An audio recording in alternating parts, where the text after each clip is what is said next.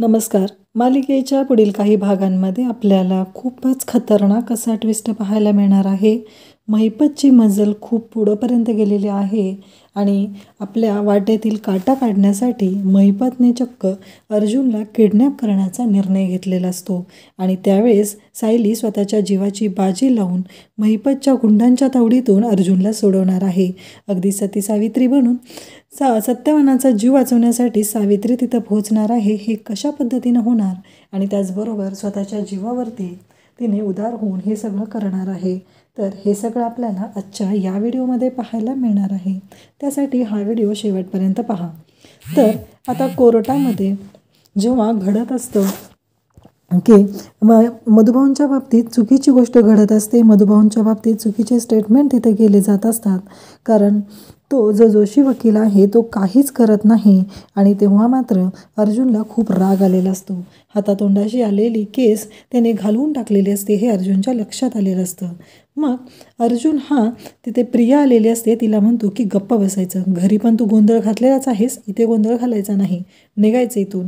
चैतन्याने पण तिला तेवढंच ऐकवलेलं असतं आणि त्यानंतर समोर महिपत आणि साक्षी असतात. महिपत म्हणत असतो की अरे कसं वाटतंय, कसं आहे माहिती आहे का, आता माझ्या मुलीची सुटका तर आहेच, परंतु या सगळ्यातून आता तुमची मात्र वाट लागणार आहे वकील साहेब, मग पेढे घेऊन आम्ही लवकर तुमच्याकडे येऊ. असं बोलल्यानंतर अर्जुनला खूप राग आलेला असतो. अर्जुन म्हणतो की एक गोष्ट लक्षात ठेव महिपत शिकरे, कसं आहे माहिती आहे का, कोर्टामध्ये स्वतःच्या स्वार्थासाठी जी मुलगी स्वतःच्या आईच्या चारित्र्यावर शिंतोडे उडवते तिची काय लायकी आहे हे मला चांगलंच माहिती आहे, असं अर्जुन बोलत असतो. अर्जुनला मात्र खूप राग आलेला असतो, अर्जुन खूप चिडलेला असतो, परंतु अर्जुन म्हणतो की काहीही झालं तरी ह्यांना मी सोडणार नाही, कारण यांनी मधुभाऊंना पूर्णपणे अडकवायचा प्लॅन केलेला आहे. अर्जुनला खूप राग आलेला असतो आणि अर्जुन भयानक चिडलेला असतो आणि अर्जुन म्हणतो की एक गोष्ट लक्षात ठेव महिपत शिकरे, आज कोर्टात काहीही झालेलं असलं, तू कितीही खोटारडेपणा केलेला असला तरीही तुझ्या मुलीला जेलमध्ये चढवल्याशिवाय, तिला फासावर लटकवल्याशिवाय मी शांत राहणार नाही, कारण गुन्हा तर तिने केलेलाच आहे. हे सगळं अर्जुन बोलत असतो. अर्जुन हे जेव्हा बोलत असतो तेव्हा महिपतची मात्र वाट लागलेली असते. इकडे कुसुमताई घरी येते आणि सायली वाट बघत बसलेली असते की नक्की काय झालेलं आहे. सायलीला काळजी वाटत असते आणि सायली कुसुमताईला विचारू लागते.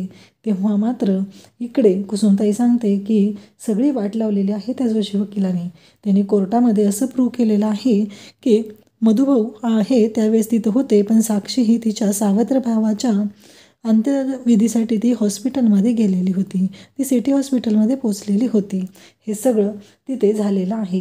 तेव्हा मात्र सायलीला धक्का बसतो. सायली म्हणते काय आहे हे सगळं, म्हणजे काय करायचं कुसुमताई आता आपण, हा प्रश्न सायलीला पडलेला असतो. त्याचवेळी इकडे अर्जुन आणि चैतन्य बोलत असतात, कारण जो साक्षीचा सावत्र भाऊ आहे तो पुण्याच्या जवळ ते राहत होता आणि हे अनैतिक संबंधातून निर्माण झालेलं मूल होतं, तर त्याबद्दल अर्जुनला माहिती मिळालेली असते आणि अर्जुन म्हणतो की मी तिकडे जाऊन येतो.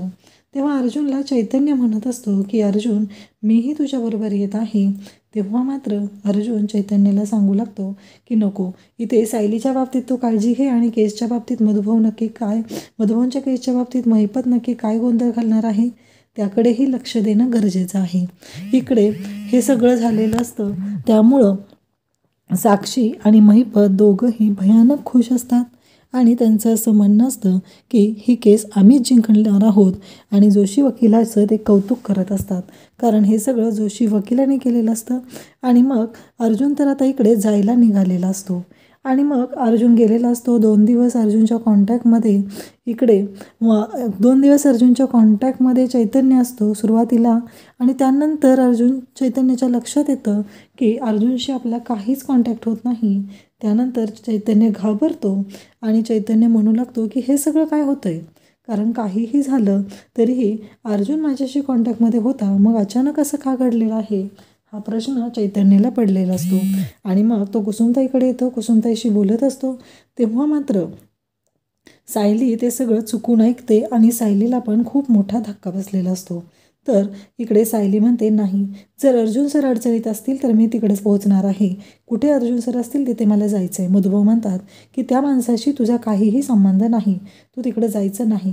तेव्हा सायली म्हणते की मधुभाऊ तुमच्या लक्षात येत नाही आहे, अर्जुन सरांना महिपतने किडनॅप केलेलं आहे आणि हे सगळं अर्जुन सर तुमच्यासाठी गेले होते. आणि तरीही जर तुम्हाला असं वाटत असेल की मी अर्जुन सरांशी कॉन्टॅक्ट ठेवू नये, त्यांच्याशी बोलू नये, तर मधुभाऊ मी हे करू शकत नाही, स्पष्टपणे सायलीनं सांगितलेलं असतं.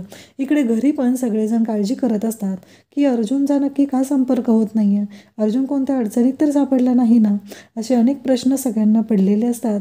सगळेजण काळजी करत असतात. सायली ही आता अर्जुनला सोडवण्यासाठी पोहोचलेली असते आणि बरोबर सायलीचं प्रेम अर्जुनपर्यंत सायलीला घेऊन गेलेलं असतं. चैतन्य आणि सायली दोघंही तिकडे गेलेले असतात आणि सायली अर्जुनपर्यंत पोहोचलेली असते. अर्जुनची अवस्था खूप बिकट असते. अर्जुनला बांधून ठेवलेलं असतं, अर्जुनला भरपूर मारलेलं असतं, त्याच्या अंगावरती मारलेले वळ असतात, त्याच्या डोक्याला पण लागलेलं असतं. आणि मग सायली अर्जुनकडे जाते आणि ती भावूक होते. तिला कळतच नाही आहे की अर्जुन सरांची अवस्था काय झालेली आहे. सायली रडायला सुरुवात करते आणि त्याच वेळी अर्जुन पण तिथे असतो आणि अर्जुन सायलीकडे पाहत असतो. सुरुवातीला अर्जुन बेशुद्ध असतो. मग सायली अर्जुनच्या तोंडाला बांधलेलं जे कापड आहे ते काढते, कारण ती गुंडांच्या तिथून गुपचूप अर्जुनच्या जवळ पोहोचलेली असते. आणि मग सायली रडत असते, अर्जुनला म्हणत असते, अर्जुन सर उठा तुम्ही, अर्जुन सर उठा तुम्ही, असं म्हणत ते अर्जुनला उठवू लागते. परंतु इकडे आता घरी सगळेजण काळजी करत असतात. मग लगेचच कल्पना म्हणते की अर्जुनचा फोन नाही आहे, 2 दिवस झालं काय झालेलं असेल. तर प्रिया म्हणते की त्या सायलीने सांगितलं असेल घरी फोन करायचा नाही म्हणून. तर सगळेजण म्हणतात की अर्जुन थोडासा विचित्रच वागत आहे सध्या. परंतु कल्पना म्हणते तरीही मला असं वाटतंय की नक्कीच काहीतरी प्रॉब्लेम असेल. त्यावेळेस तिथे चैतन्य पोहोचलेला असतो आणि चैतन्य म्हणतो की अर्जुनला महिपतच्या माणसांनी किडनॅप केलेलं होतं आणि आत्ता सायली वहिनीने अर्जुनला सोडवून आणलेलं आहे. पण ते करत असताना सायलीच्या डोक्यात बराच मार लागलेला असतो. सायलीच्या डोक्याला रक्त येत असतं आणि हे दोघंजण दारात येऊन थांबलेले असतात. अश्विन त्याचबरोबर अर्जुनला तर धीडधड नीट चालताही येत नसतं. चैतन्य, सायली त्याचबरोबर अर्जुन तिघंजण घरी आलेले असतात. सायलीची आणि अर्जुनची अवस्था खूप बिकट असते. तेव्हा मात्र अश्विन धावतच येतो आणि म्हणू लागतो की वहिनी हे काय झालं. नकळतच त्याच्या तोंडून वहिनी हा शब्द ऐकल्यावर सायलीच्या डोळ्यात पाणी येतं. तेव्हा चैतन्य सांगतो की अर्जुनला किडनॅप केलेलं होतं मी आणि सायली वहिनी माझ्या आधीच तिथं पोहोचलेली होती. त्या गुंडांनी अर्जुनला सोडवताना सायली वहिनीला पण मारलेलं आहे आणि अर्जुनला पण खूप मार लागलेला आहे. त्याच्यावरती आता प्राथमिक उपचारांची गरज आहे. परंतु अस्मिता मात्र मध्येच तोंड घालते आणि ती सांगू लागते की मामा काहीही झालं तरीही ही जी मुलगी आहे हिला आपण सोडायचं नाही, कारण हिला आतमध्ये आपण घ्यायचं नाही. हिला जर आपण आत्ता आतमध्ये घेतलं तर ही जी मुलगी आहे ती आपल्या सगळ्यांसाठी धोकादायक ठरू शकते. एकदा का ती घरात आली तर ती घरातून बाहेर जाणार नाही. हे सगळं अस्मिता बोलत असते. त्यामुळं पुन्हा हिला घरात घ्यायचं नाही हे अस्मिताचं बोलणं सुरू झालेलं असतं. त्यावेळेस मात्र अर्जुन म्हणतो की मामा बास झालं, आत्तापर्यंत मी शांतपणे सगळं ऐकून घेतलेलं आहे. सायली माझी बायको आहे, एवढ्या अंधाऱ्या रात्री ती एकटी कुठं जाणार आहे, तुझ्या लक्षात जराही कसं काही येत नाही, असं अर्जुन बोलत असतो. तेव्हा कल्पना म्हणते की ठीक आहे. सायली म्हणते की हे बघा, काहीही झालं तरी अर्जुन सरांवर जोपर्यंत मलम लावला जात नाही, त्यांच्यावर मलमपट्टी केली जात नाही, तोपर्यंत मी कुठेही जाणार नाही. मला तेवढ्यासाठी त्यांच्याकडे जायचं आहे. अर्जुन म्हणत असतो की आजची रात्र राहू दे, असं अर्जुनचं म्हणणं असतं. त्याचबरोबर अर्जुनला असं वाटत असतं की काहीही झालं तरीही सायली माझ्यासोबत राहिली पाहिजे, तरच मला तिच्याशी काही गोष्टी बोलता येतील. कारण सायलीची अवस्था खूप बिकट असते, तिच्याही डोक्याला मार लागलेला असतो. परंतु ह्या निर्लज्ज सुभेदारांना सायलीची जराही दया येत नाही का कोणी तिच्यावर उपचार करण्यासाठी येत नाही.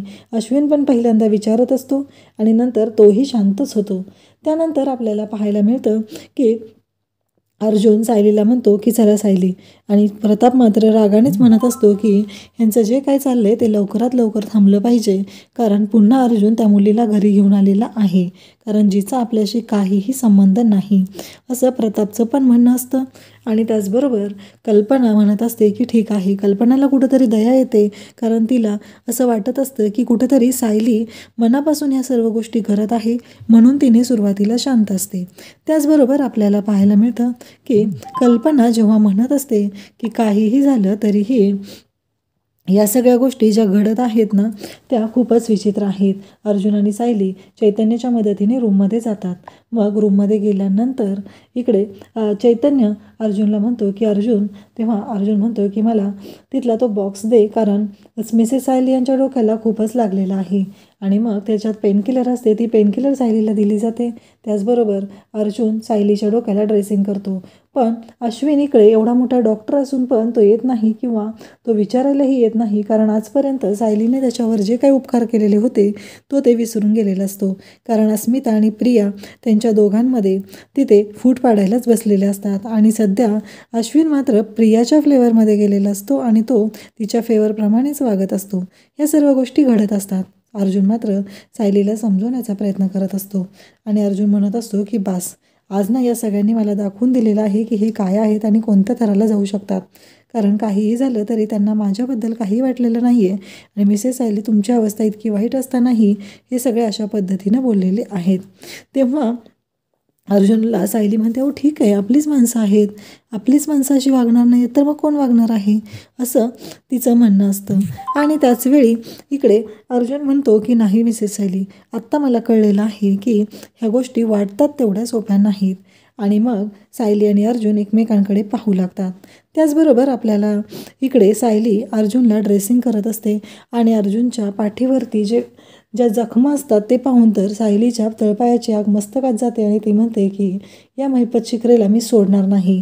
आणि अर्जुन बिचारा सायलीला वाईट वाटेल म्हणून तोंडातून ब्रशब्द न काढता तो सहन करत असतो. सायली त्याच्या जखमांवरती मलम लावत असते, त्याचबरोबर त्याला शेक देत असते, त्याला आईसपॅकचा शेक देऊन त्याला थोडंसं बरं वाटेल यासाठी काळजी घेत असते.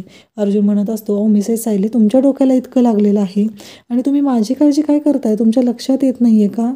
मग हे काय आहे सगळं, हे सगळं बोलणं चालू असतं. अर्जुन म्हणत असतो की नाही, आता माझ्या बायकोच्या जीवावर उठलेला आहे ना तो, मी त्याला सोडणार नाही, असं अर्जुनही म्हणत असतो. आणि अर्जुन काय आहे हे सगळ्यांनाच माहिती असतं. अर्जुन जर का एकदा तापला तर तो सोडत नसतो, हे सगळ्यांनाच माहिती आहे. अर्जुन बिचारा शांतपणे सहन करत असतो. चैतन्य तिथं मदतीला असतो आणि चैतन्य सायलीला मलम वगैरे ह्या सर्व गोष्टी देत असतो. आणि सायली जेव्हा अर्जुनच्या पाठीवरचे ते गुंडांनी मारलेले जे वळ आहेत ते पाहून सायलीच्या डोळ्यातून पाण्याच्या धारा येऊ लागतात. आणि अर्जुनला हे सगळं आरशात दिसत असतं आणि अर्जुनच्या लक्षात येतं, म्हणजे मिसेस सायली माझ्यावरती किती प्रेम करतात. अर्जुन म्हणतो, आत्तापर्यंत तुम्ही मला बोलून दाखवलेलं नाही, पण तुमच्या प्रत्येक वागण्यामध्ये मला प्रेम दिसत आहे, तुमच्या डोळ्यामध्ये मला प्रेम दिसत आहे. पण सायली, तुम्ही माझ्याबरोबर तुमच्या मनातल्या गोष्टी का शेअर केलेल्या नाहीत? तेव्हा सायली म्हणते की एक गोष्ट लक्षात ठेवा अर्जुन सर, यापुढं कोणताही पुरावा शोधायचा असेल तर मी तुमच्यासोबत असेल. तुमच्या जीवाला जर काय झालं तर मी जगू शकणार नाही. तुम्ही माझा जीव आहात एवढं लक्षात ठेवा. तुम्ही जर असं काही केलं तर मी जगू शकणार नाही, असं ती बोलत असते. आणि मग इकडून अर्जुनच्या लक्षात येतं, म्हणजे सायलीने तिच्या मनातील गोष्ट बोलून दाखवलेली आहे, ती माझ्याशिवाय जगू शकणार नाही ही गोष्ट बोलून दाखवलेली आहे. या गोष्टीमुळे अर्जुनला खरं तर खूपच भारी वाटत असतं आणि अर्जुन तेवढाच खुश झालेला असतो. आणि त्याचवेळी इकडे अर्जुनच्या डोळ्यातून पाण्याच्या धारा येत असतात, कारण त्या जखमा, ते घाव इतके मोठे असतात की त्याला ते सहन होत नसतात. पण सायलीसाठी तो सगळं सहन करत असतो आणि म्हणतो की त्या जोशाने किती जरी प्रयत्न केले असले तरीही आपण ही केस कशा पद्धतीनं जिंकू शकतो हे कोणालाही माहिती नाही आहे. तेव्हा सायली म्हणते, म्हणजे? तेव्हा अर्जुन म्हणतो, मी NOC देताना काही त्याच्यामध्ये टर्म्स अँड कंडिशन्स ॲड केलेल्या आहेत, कारण मला ज्या क्षणी कोर्टामध्ये वाटेल की तो वकील काहीतरी घोळ घालण्याचा प्रयत्न करतोय त्या क्षणी ती केस मी माझ्या ताब्यात घेऊ शकतो. आणि सायलीला हे ऐकून खूप मोठा धक्का बसतो. सायली म्हणते, खरंच अर्जुन सर, असं होऊ शकतं? तेव्हा अर्जुन म्हणतो की हो, अगदी जर आपल्या हातातून केस निसटणार असेल तरीही मी ते केस माझ्या ताब्यात घेऊ शकतो. हे अर्जुन बोलल्यानंतर सायलीला मात्र खूपच बरं वाटत असतं. सायली म्हणत असते की अशा पद्धतीने जर घडू शकत असेल तर खूप चांगली गोष्ट आहे अर्जुन सर. आणि मग सायलीच्या डोक्याला ड्रेसिंग केलेलं असतं आणि मग कल्पनाने सांगितलेलं असतं थोड्या वेळानंतर तिला चैतन्य आणि अश्विन दोघंही सोडायला जातील. परंतु आता सायली निघालेली असते. अर्जुन म्हणत असतो की मिसेस सायली, प्लीज थांबा ना, नका जाऊ. सायली म्हणते की हे बघा अर्जुन सर, मी या घरामध्ये मानाने येईल. आत्ता मला तुमच्यासोबत एवढ्या वेळासाठी थांबायला मिळालं, हीच गोष्ट माझ्यासाठी खूप मोठी आहे, असं सायली अर्जुनला बोलत असते. आणि अर्जुन पण तिच्याकडे पाहत असतो.